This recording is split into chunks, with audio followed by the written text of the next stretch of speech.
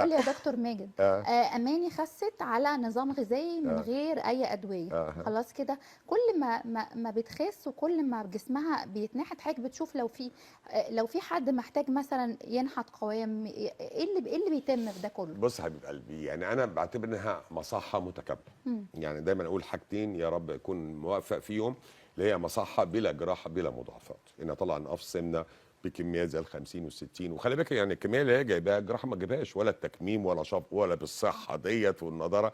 فبفرح بالعلم اللي ربنا وفقني بيه، او بفرح بمصداقيه الادوات حتى على مستوى الدايت. يعني انا ما اخدتش علاج من عندي، ما عملتش جلسات، و50 كيلو اهو ما شاء الله. والله اكبر. الله 50 كيلو يا جماعه في 4 شهور ونص. والله ما بقولش غير الله اكبر ولا حول ولا قوه الا بالله. ما شاء بس الله. زي ما اقول هي المنظومه الناجحه اللي هيتوجها برضو زي ما بقول ايه التزام الناس بمصداقيه. يعني برضو في نقطه مهمه قوي اما بتيجي دي برضو مصداقيه اللي انا بديه. لو جت حبيبه اماني دكتور ماجد الدواء بالنسبه لي اللي هتكتبه ده هيبقى مكلف معايا، اقول لها ابدا انسي، مش ده اللي حصل.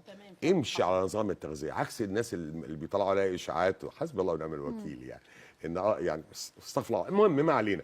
امشي على دايت. ليه؟ ان انا الطاقه الايجابيه اللي عندي ان نظام التغذيه اللي بديه ناجح حتى لوحده من غير ولا جلسات حتى للسمنه الموضعيه ولا العلاج الناجح اللي انا بكتبه.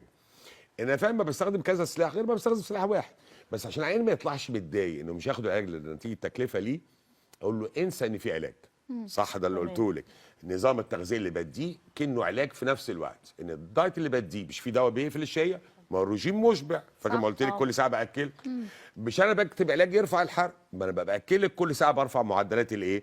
الحرق. وصلت؟ عايزين نشوف صوره مدام اماني قبل وبعد، وصوره اماني الصغنطوطه قبل وبعد، وعايزين نشوف صوره البيج بتاعت الدكتور عشان الناس اللي بتشتري يا جماعه ادويه من على النت. وقعتي في الخطر ده؟ انا كنت هقع فيه بس جوزي ما رجحش، قال لي لا روح للدكتور على طول، احنا مش هنخاطر ونجيب علاج وما نعرفش. هو دكتور انا بحيي بصراحه زوج حضرتك لا بامانه. قال لي لا دي صفحه من صفحات دكتور ماجد زيتون، بس ايا كان المصطلح بالعلامه الزرقاء. ودي صفحه ثانيه في علامات زرقاء. يا جماعه ايا كان بتشوفي صوره دكتور ماجد، فيديو دكتور ماجد، لا نتصل بالارقام اللي على الشاشه او 15 192. دكتور ماجد مش مسؤول عن اي كورسات ولا اي، دي صفحات نصابه. دكتور ماجد ليه مراكز وبيناشد كل الناس، حتى لو مش عايز تروح لدكتور ماجد روح لدكتور، هو انسان محترم وامين جدا، يقول لك روح لدكتور في المركز. انت بقى تختار مين براحتك.